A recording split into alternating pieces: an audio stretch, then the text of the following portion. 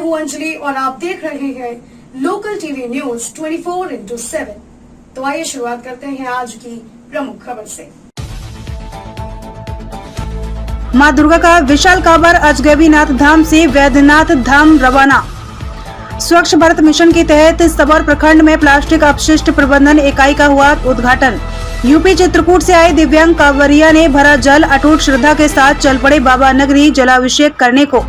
युवती ने डीएसपी प्रकाश कुमार पर जहां गंभीर आरोप लगाया, वहीं डीएसपी ने कहा यह आरोप बिल्कुल निराधार है। श्रावणी मेला क्षेत्र में टोटो चालक को नहीं जाने देने पर टोटो चालक ने किया हड़ताल। अब खबरें विस्तार से।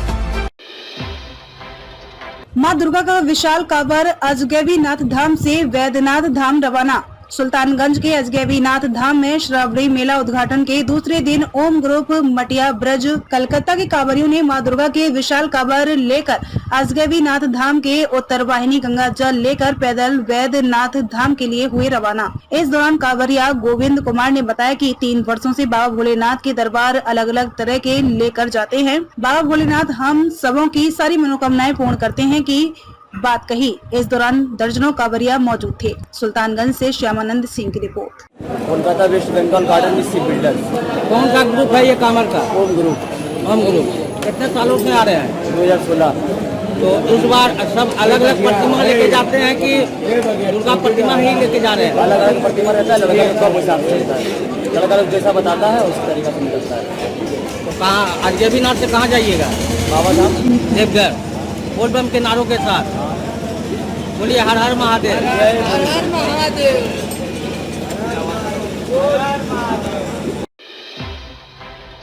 स्वच्छ भारत मिशन के तहत सबौर प्रखंड में प्लास्टिक अपशिष्ट प्रबंधन इकाई का हुआ उद्घाटन। भारत स्वच्छ मिशन के तहत सबौर प्रखंड में प्लास्टिक अपशिष्ट प्रबंधन इकाई का उद्घाटन डीडीसी अनुराग कुमार के द्वारा फीता काट कर किया गया। इस प्लास्टिक अपशिष्ट प्रबंधन इकाई के उद्घाटन कार्यक्रम में शहर के कई गणमान्य लोग एवं प्लास्टिक अपशिष्ट प्रबंधन इकाई के अधिकारी व कर्मी मौजूद थे। वहीं इस योजना के तहत शहर में प्लास्टिक को एक जगह जमा कर उसे सड़क बनाने के काम में या फिर अन्य किसी काम में लाए जाने के लिए प्रयुक्त किया जाएगा। उद्घाटन सत्र में पहुंचे डीडीसी अनुराग कुमार ने कहा कि यह एक अच्छी पहल है, इससे अपने पर्यावरण अनुकूल होंगे और प्लास्टिक के अवशिष्ट जो यत्र तत्र रहने की दिक्कतों का सामना करना पड़ता है, पर्यावरण अशुद्ध होता है, उससे भी निजात मिलेगी। भागलपुर से श्यामानंद सिंह की रिपोर्ट। क्रम के बारे में बता दें। जैसा कि जानते हैं आप लोग, हम लोगों की एम है कि प्लास्टिक वेस्ट मैनेजमेंट यूनिट कम से कम हर एक अनुमंडल में चालू हो जाए। तो हम लोगों ने नौगछा में गोपालपुर में इसको चालू करवाया था। जो सदर अनुमंडल है उसमें सब और जगह चिन्हित किया गया और कहलगांव प्रखंड के अंतर्गत प्लास्टिक वेस्ट मैनेजमेंट चालू करेंगे। इसका ये मकसद है कि जितने भी हम लोग के वेस्ट प्रोसेसिंग यूनिट है पूरे पंचायतों में, रूरल एरियाज में, वहाँ पे जितने भी आपके वेस्ट कलेक्ट होते हैं उसमें जो प्लास्टिक मटेरियल है उसको यहाँ पे ला करके हम लोग प्रोसेस करें और उसके बाद उसको प्रोसेस करके इसका रीयूज़ हो सके। तो जैसा कि सीमेंट फैक्ट्रीज़ हैं या जो रोड की कंपनीज़ हैं, तो इनसे प्लास्टिक शेडेड भी संचालित कर रही है, यहाँ पे भी करेगी। तो एक बिजनेस मॉडल में ऑपरेट होगा जहाँ पे ये लोग इस प्लास्टिक को कलेक्ट करके इनको बेचेंगी और जो भी मुनाफा होगा ये लोग खुद इसी को मेंटेनेंस करने में उसका यूज़ होगा। तो इस तरह से हम लोगों का वेस्ट भी क्लियर हो जाएगा। उसके साथ में ही बहुत लोगों को लाइवलीहुड, जैसा कि यहाँ पे जीविका दीदी हमको ये भी मिलेगी। इसमें हम लोग के जितने भी स्वच्छता कर्मी हैं उनका भी अहम योगदान होगा, क्योंकि यही लोग हैं जो पूरे पंचायतों से जो कचरा है वो कलेक्ट करके सेग्रीगेट करके वेस्ट प्रोसेसिंग यूनिट तक लाएंगे। ये WPU का जो मान के लिए प्लास्टिक वेस्ट मैनेजमेंट यूनिट है, ये हर ब्लॉक में, ठीक ना, एक बनना है अभी जो है, एक गोपालपुर में बना है, दूसरा यहाँ बना है। इसकी लागत मशीन होती है, ठीक ना, सब मशीन का एक का मशीन का 3 लाख के पास दाम है, एक का 1.5 लाख के आसपास का दाम है।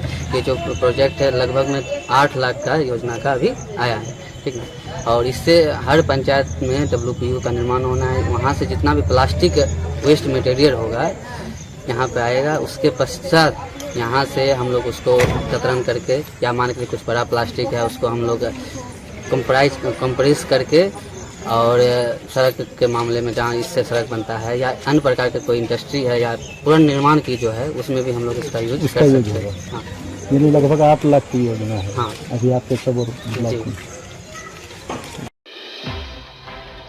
यूपी चित्रकूट से आए दिव्यांग कांवरियों ने भरा जल, अटूट श्रद्धा के साथ चल पड़े बाबा नगरी जलाभिषेक करने को। कहते हैं ना, आस्था और श्रद्धा अगर मन में हो तो कोई भी राह मुश्किल नहीं।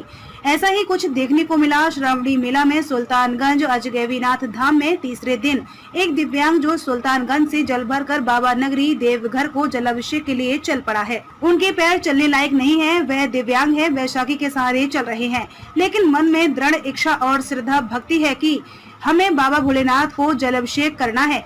विश्व प्रसिद्ध श्रावणी मेला शुरू हो गया है और आज तीसरा दिन है। वहीं लगातार देश के विभिन्न हिस्सों से भक्त उत्तर वाहिनी गंगा जल भर कर बाबा बैद्यनाथ की ओर रवाना हो रहे हैं। भक्तों की अटूट भक्ति कांवरिया पथ पर देखने को मिल रही है, जहां की भक्त लगातार बोल बम के जयकारे के साथ देवघर जा रहे हैं। वहीं यूपी के चित्रकूट से आए हुए दिव्यांग कांवरिया जो गंगा जल भरकर देवघर के लिए रवाना हुए, उन्होंने बताया कि पिछले 13 साल से हम लगातार बाबा को जल अर्पण करते हुए आ रहे हैं। पैर दिव्यांग होने के बावजूद हमारा बाबा भोले के प्रति अटूट श्रद्धा है और यही वजह है कि हम प्रत्येक साल बाबा को जल अर्पण करते हुए आ रहे हैं। रास्ते में कोई परेशानी नहीं होती है। बाबा भोलेनाथ हमारे दुख को समझते हैं और मेरा रास्ता आसान करते हैं। साथ ही दिव्यांग कांवरिया ने कहा कि जल अभिषेक करने में हम लोगों को परेशानी होती है, अगर प्रशासन सहयोग करे तो हम लोग भगवान भोलेनाथ को अच्छे से जल अभिषेक कर पाएंगे। सुल्तानगंज से श्यामानंद सिंह की रिपोर्ट। यूपी चित्रकूट।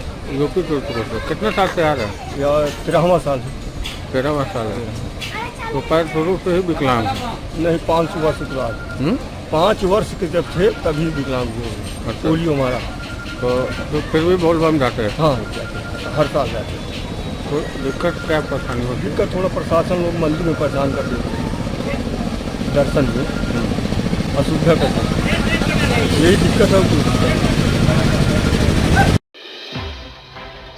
युवती ने डीएसपी प्रकाश कुमार पर जहां गंभीर आरोप लगाया, वहीं डीएसपी ने कहा यह आरोप बिल्कुल निराधार है। भागलपुर के इसाकचक थाना क्षेत्र की रहने वाली श्रेया सिंह ने डीएसपी वन प्रकाश कुमार पर जहां गंभीर आरोप लगाए हैं, वहीं मामले को लेकर डीएसपी प्रकाश कुमार ने कहा सरासर सारा आरोप निराधार है। हाँ, वह लड़की आई थी मुझसे मिलने और यहाँ पर काफी चिल्ला रही थी, तो मैंने गार्ड से कहा कि क्या बात है पूछो। उसके बाद गार्ड ने उसे मिलवा देने की बात कह बैठने को कहा, पर वह बैठने की बजाय और चिल्लाना शुरू कर दी। उसके बाद मेरे कार्यालय में आकर भी चिल्लाने लगी। फिर वह कुछ देर के बाद चली गई और मैं अपना काम खत्म कर जब बाहर निकला और गार्ड से पूछा तो उसने कहा कि वह चली गई है।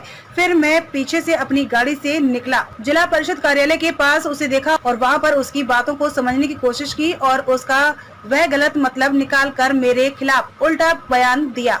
मामले में मैंने भी जोगसर थाने में श्रेया सिंह के खिलाफ आवेदन दिया है। वहीं श्रेया सिंह का कहना है कि मैं अपनी फरियाद लेकर गई थी, लेकिन मेरी फरियाद कुछ नहीं सुना और मुझे वहां से डांट डपट कर धक्का देकर भगाया गया है। वहां कोई महिला सिपाही भी नहीं थी। पुरुष सिपाही ने मुझे धक्का देकर अभद्र शब्द बोलकर भगाया है। अगर हम लोगों की बातें अधिकारी नहीं सुनेंगे तो हम लोग कहाँ जाएंगे। हाँ, मैंने अधिकारी के साथ ऊंची आवाज में बात की है, लेकिन मैंने कोई भी बात गलत नहीं कही है। उस पर अधिकारी ने मुझे ही दंडित करने के लिए फरमान जारी कर दिया। यह कहीं से सही नहीं है। वह शेर सिंह के भाई ने भी कहा हम लोगों को न्याय चाहिए। पुलिस प्रशासन की चुंगल से बाहर रहकर हमें न्याय दिलाया जाए और गलत तरीके से चल रहे हॉस्पिटल की कार्यशैली पर सवाल उठाते हुए उन्होंने कहा उस पर कार्रवाई की जाए।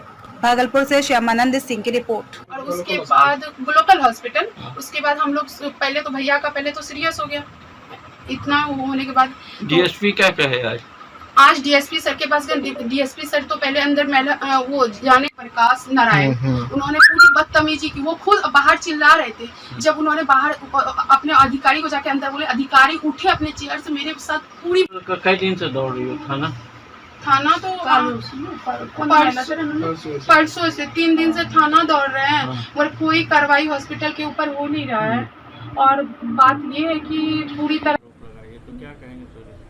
आरोप झूठा है, बेबुनियाद है। सबसे पहली बात, उससे हम मिले भी नहीं हैं। वो कल आई थी यहाँ, तो हम लोग अंदर में काम कर रहे थे, हम और मेरा रीडर काम कर रहे थे, तभी बहुत ज़ोर ज़ोर से यहाँ हल्ला करने लगी। तो हम रीडर को बोले कि देखो कौन हल्ला कर रहा है, उसको बोलो चुप रहेगा। तो फिर उसके बाद भी वो नहीं मानी। फिर कुछ देर बाद फिर हल्ला, मतलब बहुत ज़ोर ज़ोर से कि हम मीडिया को बुलाएंगे, बाइट देंगे, ये कुछ परेशानी होगी। तो हम रीडर को बोले तो रीडर चुप कराया। फिर तुरंत 10 सेकंड के बाद फिर हल्ला कर दी। तब तक हम फिर जो महिला सिपाही है मेरे पास, उसको बुलाया कि आखिर बात क्या है, उसको क्यों हल्ला कर रही है। इसी में वो धक्का देकर अंदर घुस गई। तो हम उसको बोले कि जब आपको बार बार मना किया जा रहा है कि हल्ला नहीं करे तो फिर हल्ला क्यों कर रहे हैं। तो बोले मिलना था तो आपको 2 मिनट बैठने बोला है, आप आइएगा फिर मिल लेंगे, आप बाहर 2 मिनट बैठिए और हम बुलाते हैं फिर आपसे बात कर लेंगे। इतने में वो गुस्सा कर यहाँ से चली गई। जब बाद में हमको पता चला, इन लोगों से पूछताछ किया कि आखिर हल्ला क्यों कर रही थी, तो ये बोली कि जैसे ही आई हल्ला करना शुरू कर दी। इन लोग मना करने का कोशिश किया कि आप हल्ला क्यों कर रहे हैं, क्या बात है बताइए। तो बोला नहीं हम मीडिया को बुलाएंगे, बाइट देंगे, ये करेंगे वो करेंगे। तो बोला बात क्या है, तो बोला हमको मोहर चाहिए।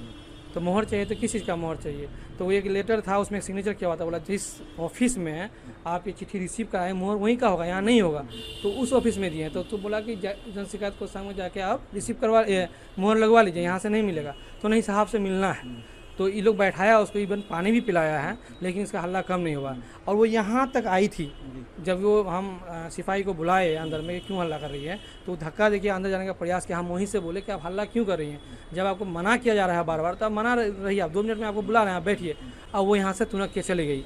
तो फिर उसके बाद हम लगभग 3-4 मिनट बाद निकले कि महिला कहाँ है, भेंट कर लेते हैं। तो पता चला कि वो निकल चुकी है।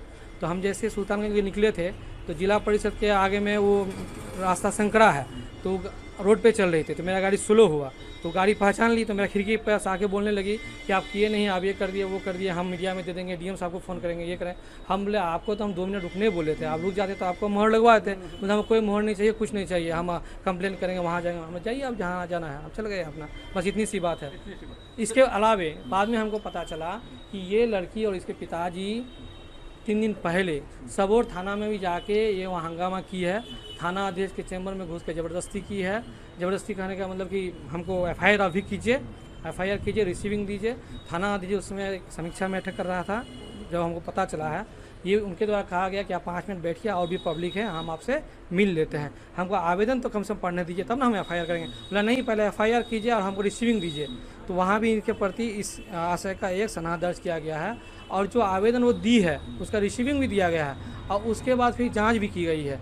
इसके अलावा ये लोग बार बार जगह जगह पर ये फ़ोन करके मीडिया में भी ये मीडियाबाजी कर रहे हैं, और हम भी इसका एक सनहा दर्ज करवाया है। श्रावणी मेला क्षेत्र में टोटो चालक को नहीं जाने देने पर टोटो चालक ने किया हड़ताल। श्रावणी मेला क्षेत्र में टोटो चालक को नहीं जाने देने पर टोटो चालकों ने हड़ताल कर किया हंगामा।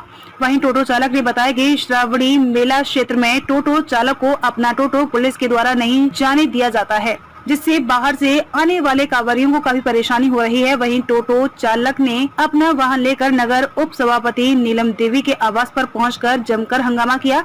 वहीं नगर उप सभापति नीलम देवी के पुत्र लोजपा प्रखंड अध्यक्ष मनीष कुमार ने टोटो चालक से बातचीत कर पदाधिकारियों को अवगत करते हुए निदान की बात कही। सुल्तानगंज से श्यामानंद सिंह की रिपोर्ट। परेशानी हो रही है, इसको लेके क्या कहना चाहेंगे आप लोग?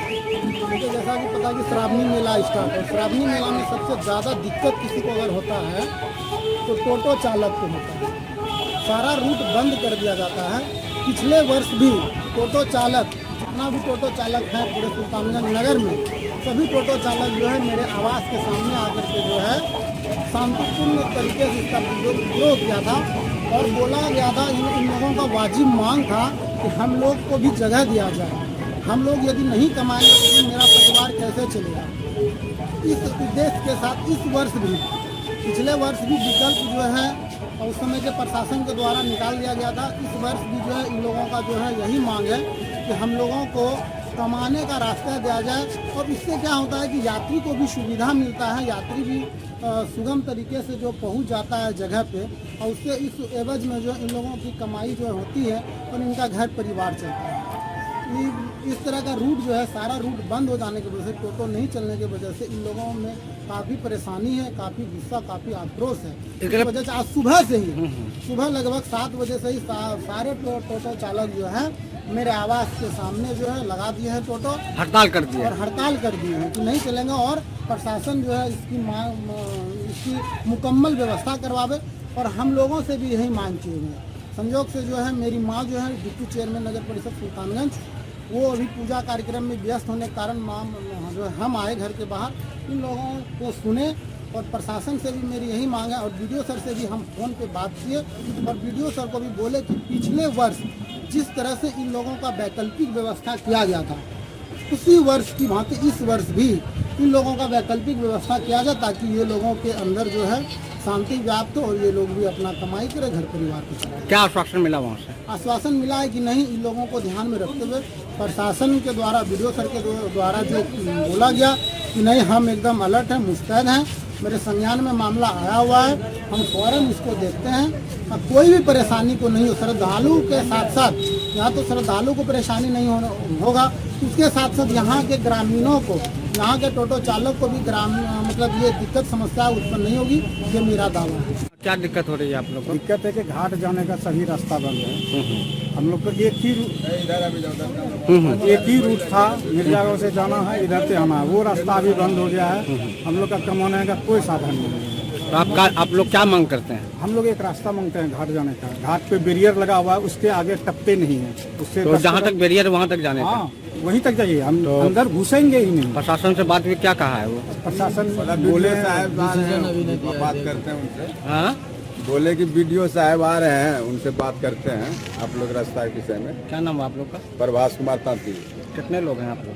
हम लोग कम से कम 250 आदमी है। टोटो वाले? हाँ, टोटो वाला। में अब तक के लिए बस इतना ही। मिलते हैं फिर ऐसे ही बड़ी खबर के साथ, तब तक के लिए नमस्कार और देखते रहिए लोकल टीवी न्यूज 24/7।